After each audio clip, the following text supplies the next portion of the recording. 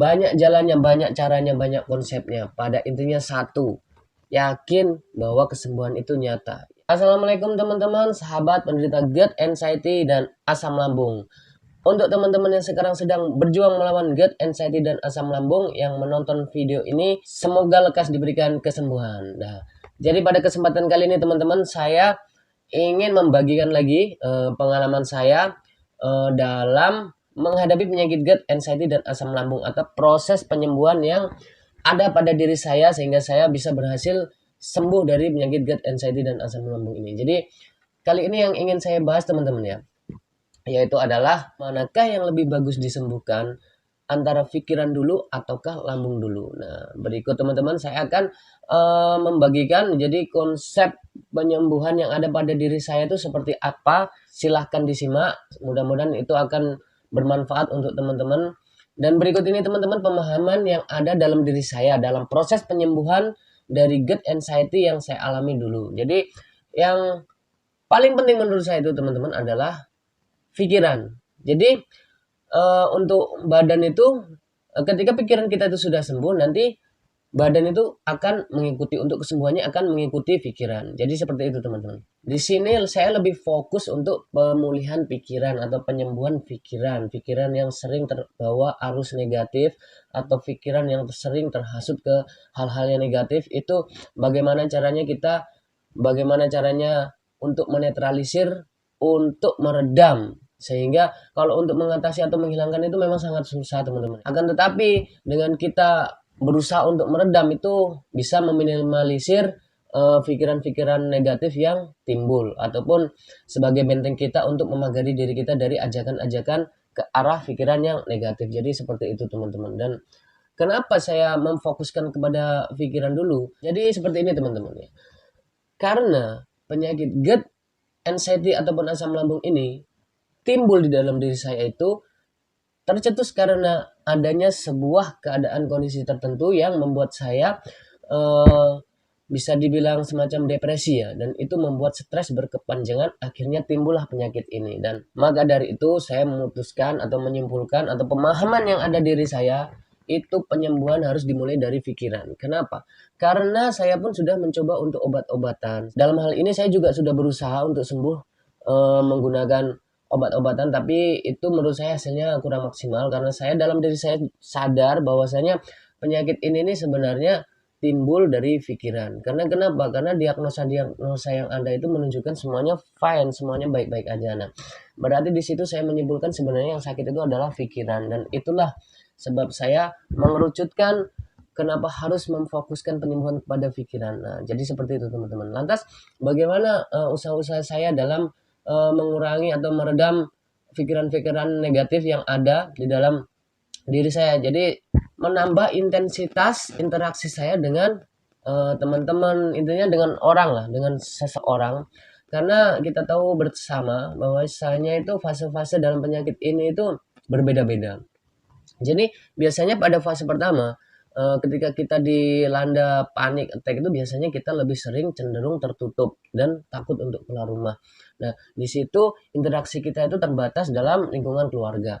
Nah, disitulah saya maksimalkan interaksi itu. Dan di saatnya nanti kita sampai pada fase yang sudah berani keluar rumah, dan disitulah saya memaksimalkan interaksi terhadap orang-orang luar, teman-teman.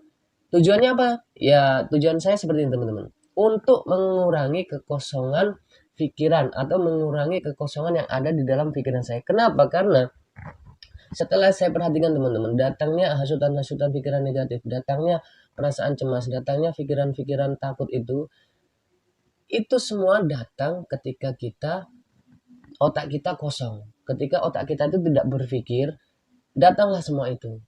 Tapi ketika kita sedang asik ngobrol, sedang asik mengerjakan sesuatu, itu pikiran itu tidak datang karena tidak ada tempat untuk itu. Jadi di pikiran kita tuh lagi fokus terhadap suatu hal, jadi kita tidak sempat memikirkan itu. Nah, seperti itu teman-teman, cara saya untuk mengurangi atau meredam gejala panik yang ada. Kemudian lantas bagaimana dengan gejala yang timbul di badan? Nah, disinilah saya jelaskan lagi teman-teman. Percayalah teman-teman, ketika pikiran kita itu sembuh, badan kita akan mengikuti teman-teman. Kesembuhan badan kita itu akan mengikuti. Percayalah sama saya, karena itu sudah terjadi dalam diri saya dan alhamdulillah sekarang saya sudah bisa berhasil melewatinya. Dan apakah hanya dengan pikiran aja kita harus fokus? Maksudnya bagaimana dengan pola makan kita? Nah, kalau saya pribadi teman-teman ya, pola makan itu ini kalau saya pribadi teman-teman ya, karena sekali lagi saya bilang proses penyembuhan terhadap seseorang itu berbeda-beda. Jadi proses penyembuhan itu tidak beda seperti sebuah konsep. Konsep masing-masing orang terhadap suatu pemahaman. Jadi setiap orang itu bisa berbeda-beda teman-teman. Dan berikut ini adalah pemahaman saya terhadap pola makan. Jadi menurut saya pribadi dan saya sudah terapkan itu teman-teman. Saya tidak terlalu ketat dengan pola makan saya ya seperti itu yang saya bilang tadi. Intinya untuk makanan itu saya sering melanggar. Maksudnya sering melanggar itu ya makanan yang bisa menimbulkan sensasi itu ya kadang-kadang saya masih makan, dan ketika saya harus merasakan sensasi yang timbul ya saya konsekuen ya saya terima sensasi itu.